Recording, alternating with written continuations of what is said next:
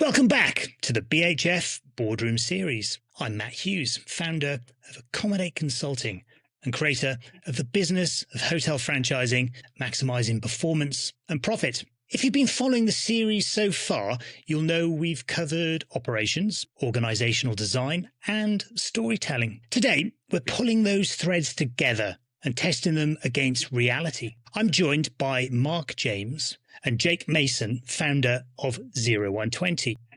Between them, they've worked with owners, investors, and operators across some of the world's most recognizable hotels, from early concept right through to live operation.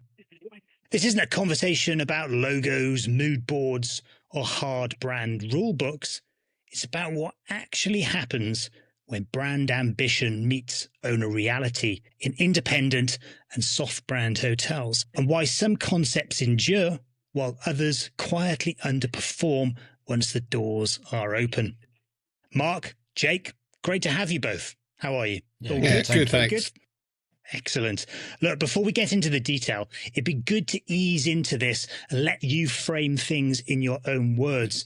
For anyone who's listening who may not know 0120, how do you describe what you do today and the type of problems you're most often brought in to solve for independent owners and investors who are creating their own brands? From your perspective, where do you most see ideas fall down between concepts and live operation? So 0120 was set up by Jake many years ago, 25 years ago now. I'm a recent joiner, just come from Marriott.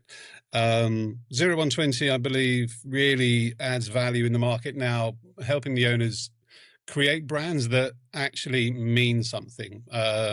We create brands which have depth, that are rooted in a narrative that's, very much based in its location for its specific target guests. But most importantly, we try to make these tangible and real experiences for the guests. It's not just an exercise in creating brands and identities and collateral, although that is obviously a part of what we do and a very important part of what we do. But it is really about making brands real and making them come to life for our owners. Yeah, and I think just to add to that, as Mark says, we've been doing this for 25 odd years, and I think where we saw projects fall down was you can create a great story, you can convince people that it's going to be wonderful and all of that kind of stuff. Unless you understand the aspirations of the owner and the operations at the end, like how it all comes together through that entire journey, and then the project's never going to work as well as it should. I think that's really what sets us apart now is we sit in some boardrooms, and we are also now doing joint ventures on actual execution of kind of members clubs and food and beverage spaces and hotel operations. Yeah, I guess you guys get brought in at lots of different junctures. You never know what you're going to experience or what the people that you're dealing with, what their experience is. One of the themes running through this series is that performance rarely fails because of one bad decision. It usually fails because of misalignment. So I'd like to start with something slightly uncomfortable. You've both seen beautiful hotel concepts. I'm sure you do on a daily basis. And a lot of them, some just don't perform. In your experience, where there is no global brand safety net, what's usually wrong in those situations? Is it the idea itself, the execution, or the assumptions made by the owner and operator? Well, maybe I'll take that one. I think it can be many things, of course. It's never usually one thing that is responsible for that. I think initial feasibility studies that were based on expectation or even desire, rather than grounded in some more real kind of checks about what's actually available in the market. The second one, I think, can be, and this is an important one, I think, over-aspirational owners, right? And I'll give you an example of this. I took a hotel into one of the collection brands for Marriott, and the owner told the GM that he could not sell rooms for less than a certain number. Right. And when I asked him what was his occupancy last year, he said to me 15%. And I thought that I thought that he said 50%, and I quit, because even that was pretty low. And he said no, 15%. And I said, I've never heard a GM say that to me before. So at some point, the GM had to say to the owner, look, you need to let me run this hotel, right? Because I understand the market. I understand what we can do here. And once that happened, then the hotel started. But it was a beautiful, beautiful property in a fantastic location. But it was over. The owner just had far too great an aspirational idea of what we could achieve there. So, yeah, let the GM do what his job is, I would say. I don't know if you've got anything with that as well, Jay? I agree on that. I think the other thing is concepts and ideas that the owner fully understands. Like, they fully understand what it means, and then they think that they can just do it. What they don't understand is how to deliver that. So, you might do something and it might be akin to like a great members club, and they go, I go to members club all the time, so therefore I understand them and I know how to make them work. Then they try to do it and they completely misunderstand what the key points of running an environment like that actually are. So I think that's a key thing as well, is like understanding the concept and then taking it, actually executing it. Like, there's a big gap. There's a big void between. It really is, isn't it? Taking it to market and making it successful over a long period of time as well. I mean, I've sat down with owners where they have false expectations around RevPAR. Well, actually, some who just focus on an ADR, like you said, their mark, and it's fine. Even RevPAR can be great, but if the business is not making cash and there's no cash flow, it's a waste of time. At what point in the design or brand process should someone ask, can this owner actually own and operate this brand day in and day out without brand infrastructure doing the heavy lifting? Well, I think that's a little bit tricky. I think does that question get asked, or does it get skipped entirely? As I imagine, because you get brought in at different junctures, sometimes you're educating people as well. Yeah, I think if you're staying independent, right, then it's a different situation, right? Because ultimately you're the boss, right, and you can decide all of these things, and there's no checks and balances to it. Whereas, of course, if you're signing, some kind of franchise agreement or whatever it might be under even a soft or collection brand, then that ultimate owner or should have some checks and balances to make sure that they are capable in some kind of screening process to actually deliver that from an operational point of view. But Jake, I mean, as you know, we work with both sides of the coin, right? Fully independent, or some that are working with branded operators. I mean, for me, I think, look, Mark and I we worked together on different sides of the fence at one point. So, we would have heated discussions at certain points about brand requirements and, what the owner's aspirations were and all of those kind of things. But I think really, as much as we possibly can, in the kickoff meeting, we will, question the owner about what their aspirations are and real delivery, and check and kind of see which projects they've done in the past. And then obviously it's then our job to kind of make that aligned with what the brand's requirements actually are, and then kind of make it fit into the best way possible without it being such a burden that it becomes, a hurdle to actually executing the project in the end. But yeah, I think, we have a great balance now, because over the years, Mark and I think, especially in the early days, we had some conversations and some stern words, and got to, but now have a great place and understand it very well.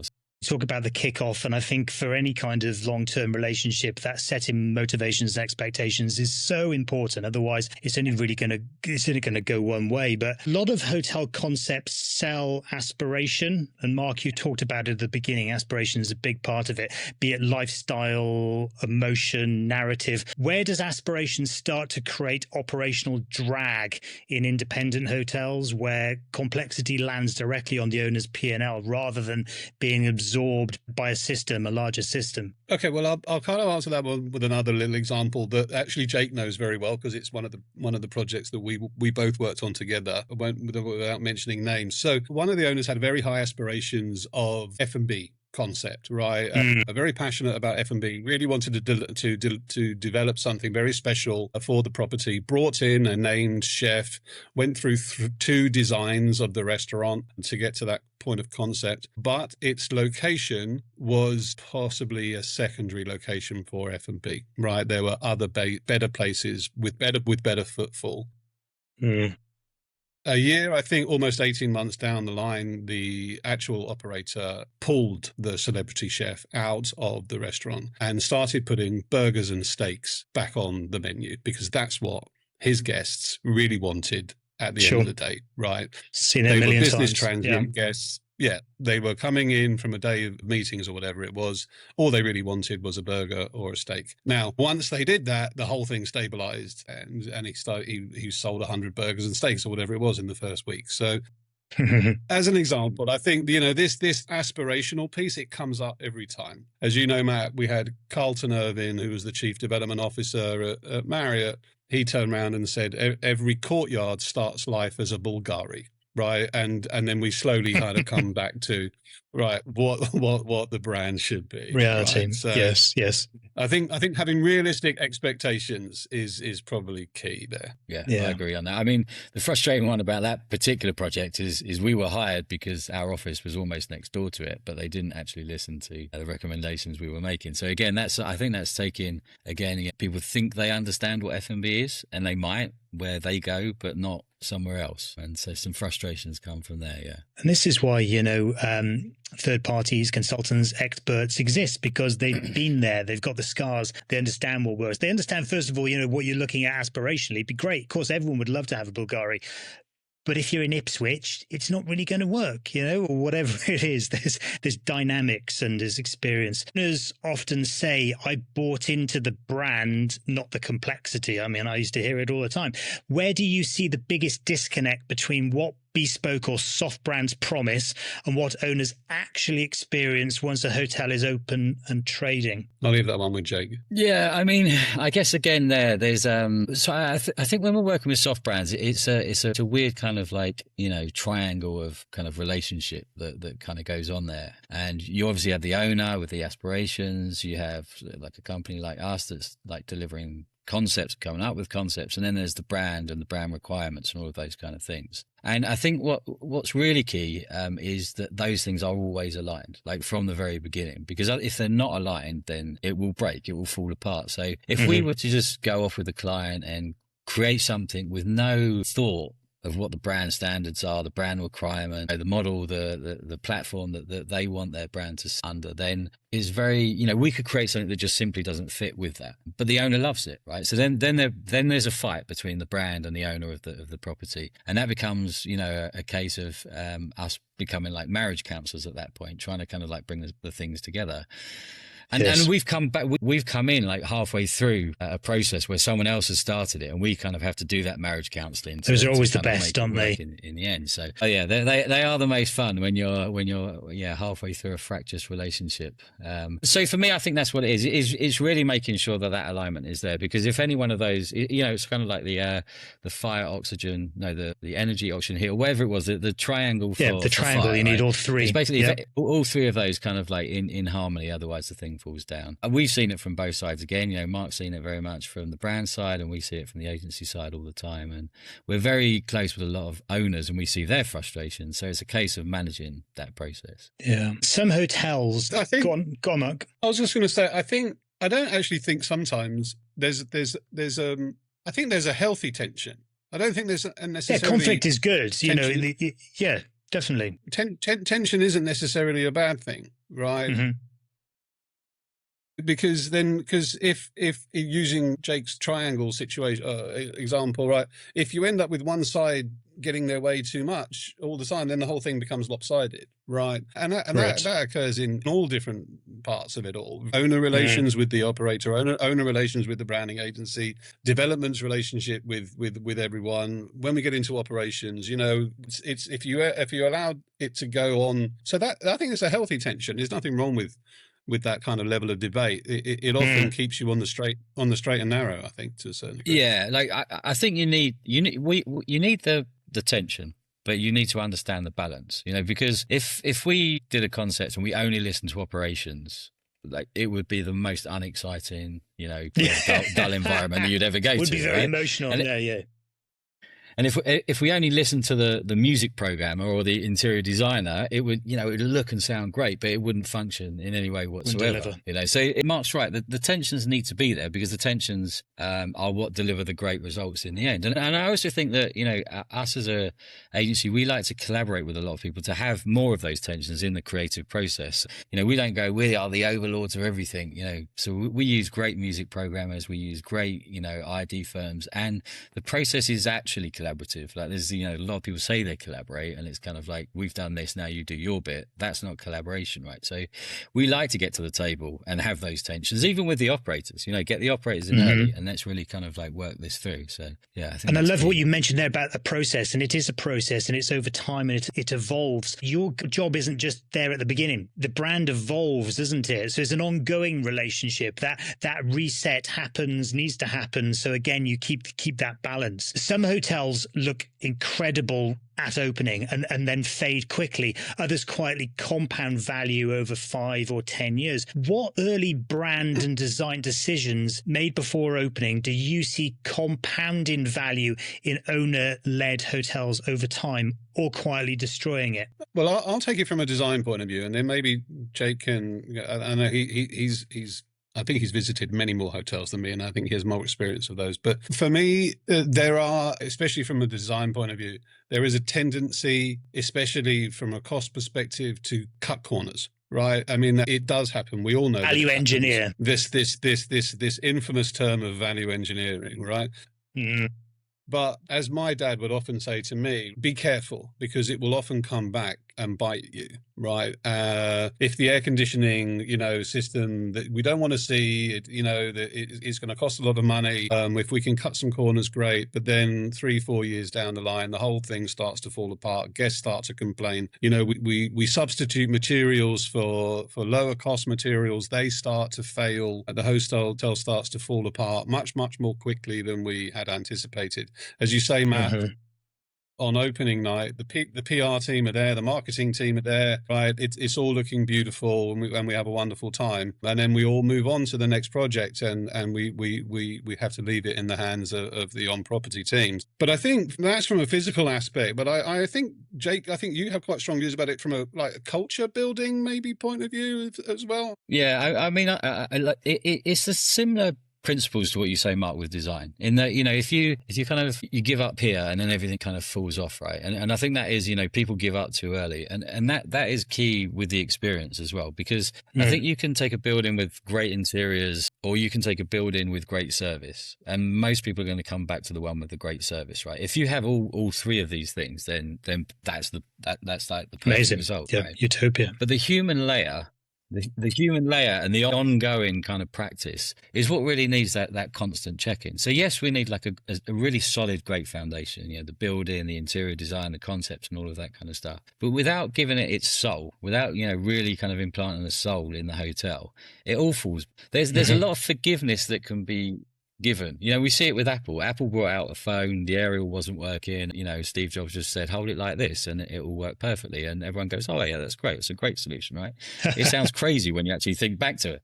But that comes back to the fact that there's that human layer, right? And it is the human layer. Yes, the trust. The brand. For me, that always makes a difference. And it's driven by brand. It's driven by a collective thought and focus and concept that people buy into. So if you hire a bunch of staff because, you're trying to hire them quickly or trying to hire them cheaply, they're not going to deliver that. So really it's as important as the design, the way the outside of the building looks is the way the building functions inside with people. Jay, do you want to tell Matt just very briefly about your LA experience? Yeah, I mean, I was going to save it for a little bit later on, but I was lucky enough over New Year to be at Chateau Marmont in LA, which is an incredible place. Like, it truly is. It was built in 1929. It was supposed to be apartments. The Great Depression hit. They couldn't sell the apartments. Someone bought it off the original owner, turned it into a hotel. So every single room has a kitchen, and it's not been renovated. It had a very light renovation 30 years ago, but it basically is the same bathrooms, the same kitchen, same walls as it was built in 1929 as an apartment complex. Nice. As an experience, delivers the best experience I've ever had in a hotel ever. It hosts all the after parties for the Oscars, for the Golden Globes. It's full of film stars. It's full of creative people, but not in a way that is offensive. These people just kind of sit amongst each other, and it's very, very relaxed. But the key thing there is the staff. So every single member of staff is recommended by staff that already work there. They go through a very careful vetting program. They're put on like a very long kind of training scheme to get them there. But they hire they hire their staff like pieces on a chessboard. So you have the personality hire, you have the hire can deal with any problem and can just, work out through anything. And it truly, honestly, made for a great experience. It really did. And I recommend it. If anyone can get a night there, go and stay there if you love hotels. And you can afford it. Well, yeah. True, yeah. But yes, true. But that's the great reflection of it, is that this is a hotel that has none of the, kind of gold leafing or any of these kind of things that you expect in a luxury hotel. Modern bells and whistles. It commands a higher ADR but it has a higher ADR than all of these places. So it how it makes you feel. It's how it makes you feel. You go there, and it's not just the individuals who've been recruited in silos. It's how they work as a team. And I have it a million times. I stay at a hotel, threadbare carpet. You're like, oh, but the welcome experience is amazing. On breakfast, they know my name. They look after me personally. The second day, again, they know what I want for breakfast. On checkout, they use my name. And it just makes you feel, and it's crazy. I used to travel so much, and you go to specific hotels, and I'd more than happily pay more because I know I'm going to have a nice time. Which is, especially the older we get, it's quite important, isn't it? Yeah.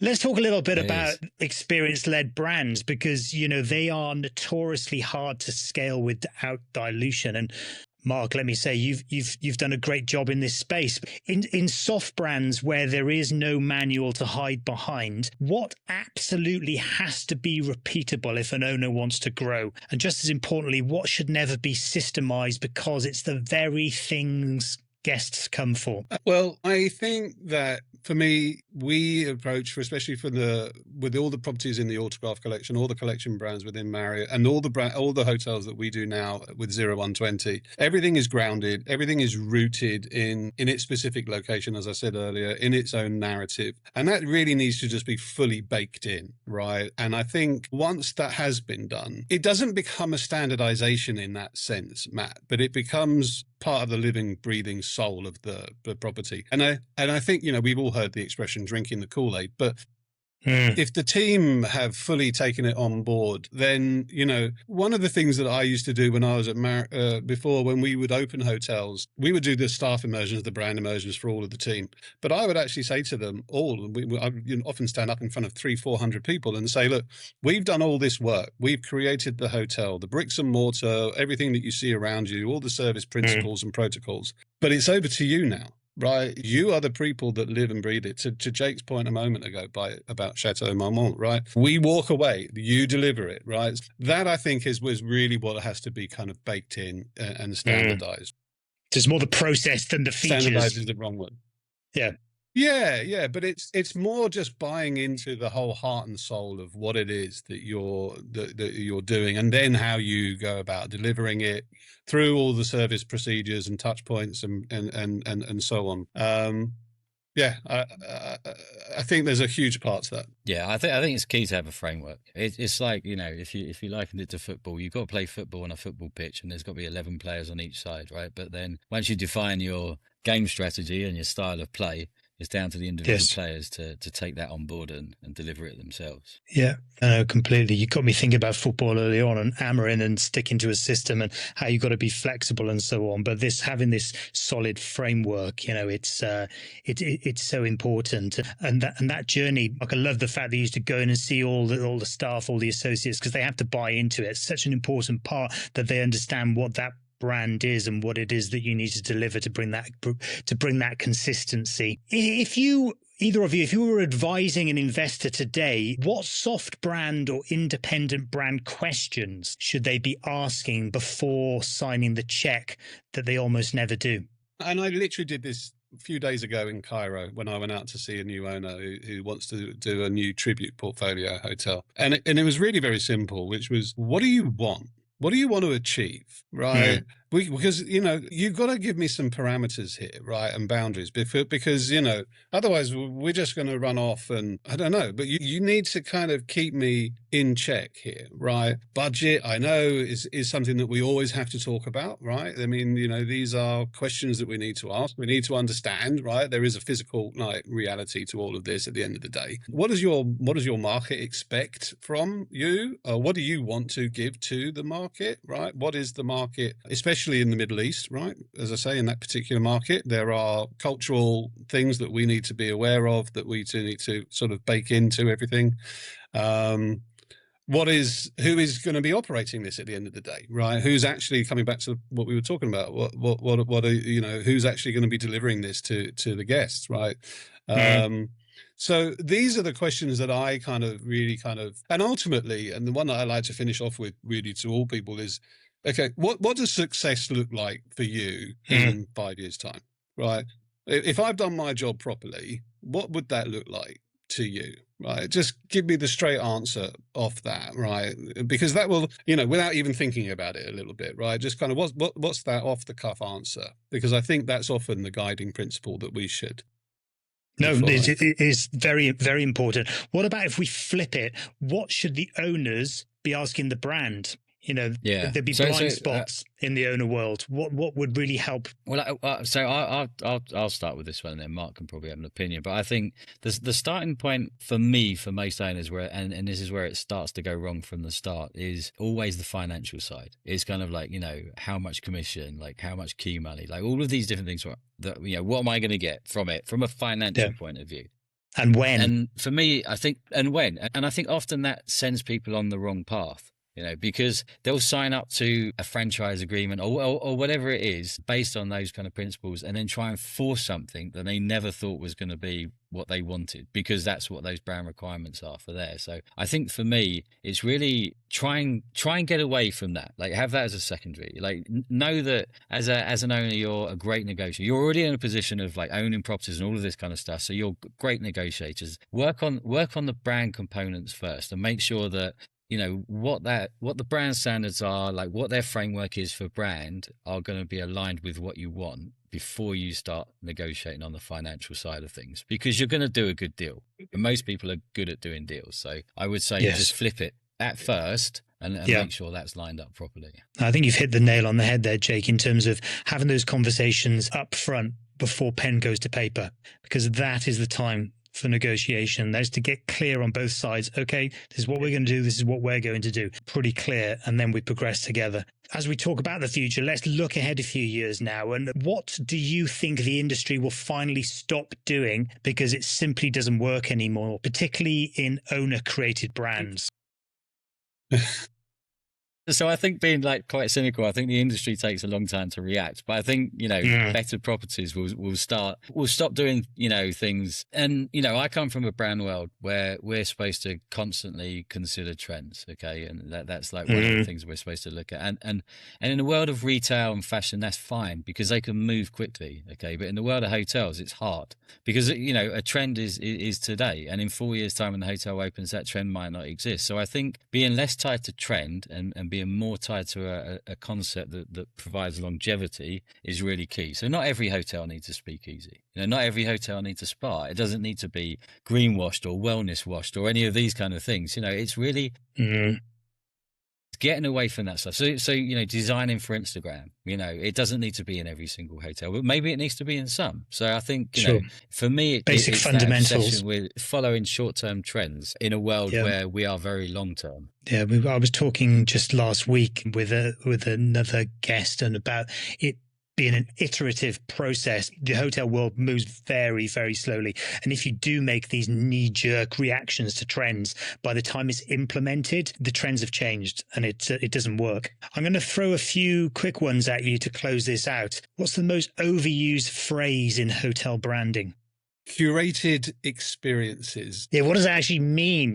Yeah, for who? I agree. Yes. Yeah. Okay. Yeah. What's one design decision operators consistently hate but owners keep approving? A complete lack of back of house space, I think, for the environment that they're delivering. Yeah, you don't need a kitchen. Why do you need a kitchen? Why do you need a cupboard? Yeah, you don't need anywhere to store your alcohol for the bar. There's nothing worse, is there, when you check into a hotel and it's been designed with no space back of front office, and they've got post-its here and they've got piles of paper. It's like, oh my gosh, I can feel the designer's hearts dying slowly somewhere. Luggage storage, no luggage storage. Kind of luggage storage is on the 12th floor in a room that no one wants. So whenever people need their bag, it takes half an hour to get it. Jake, I mean, we've already been there, but what's the best hotel experience you've had recently, and why did it actually work? So maybe Mark, you want to take that one? Well, okay. The only one that I can think of straight off the bat is, I don't know. I went to stay in a brand I won't mention again that I haven't stayed in before, and it wasn't one of the brands that I have stayed in many times before. So I'm not a loyalty member. I wasn't a valued guest in that sense or whatever it was. And arrived, and just that sweet upgrade, right? It does go down very well. I'm not necessarily interested in the plate of fruit that comes with it, And he actually then he WhatsApped me, the front desk guy, afterwards, and he was very nice, and he was like, did you enjoy your stay? And it personalized it, right? It wasn't an email. Yeah. It was, and I was happy just to respond and say, look, thank you so much. Yeah, I had a lovely time. And yes, I'm going to give you the 5 stars that you're looking for, right? I mean, that was the purpose of his WhatsApp, and I don't mind, right? But yeah, so I did enjoy it. I think that for me was because it's unexpected. I didn't expect anything. And it was very well received. You just recognised, aren't you? And I think that WhatsApp is nice as well, because you can reply to that, and if you want things done or want things and so on, you've got somebody you can go straight to as well, which is always nice. Yeah. Okay, so last, to close it out there, if you could delete one slide from every hotel pitch deck, which would it be? I'm sure you see dozens weekly. What do you want to get rid of? So the one I particularly hate, and I know the thing is, and Jake's going to probably tell me off for trying to remove it, but I just always is the target guest. The target guest, aged between 25 and 60, either male or female, who like living. Right. I mean, it's, right. I can't get on with it. I literally saw one the other day which said, an age profile and then, sex, male and female. I was like, excellent. Right. Both sexes we're covering here, because Matt, I'm sure you've seen it. We create Moxie or whatever for the young, like the young at heart, and then we go in for life. Yeah. And then we go in on a Monday morning and it's full of executives in suits, right? Because golf groups and grannies, because that's where they want to stay. Yeah, it's about price, it's about location. Yeah. So that I know we need it in there. I know that we have to put it in there, but I never really pay any attention to it, to be very frank. I shouldn't say that, but I hate the thank you slide at the end. We're not ending any process at that point, so yeah. With that, thank you. That was a really enjoyable conversation. It was nice, and time goes quickly. We could carry on, and hopefully we'll be able to do it again in the future. What I really take from this is that great hotels aren't designed in isolation. They're designed with owners, operators, guests, and capital all in the room, whether physically or not. I've linked 0120 below for anyone who wants to explore your work further. Thanks for listening, and I'll see you in the next boardroom conversation.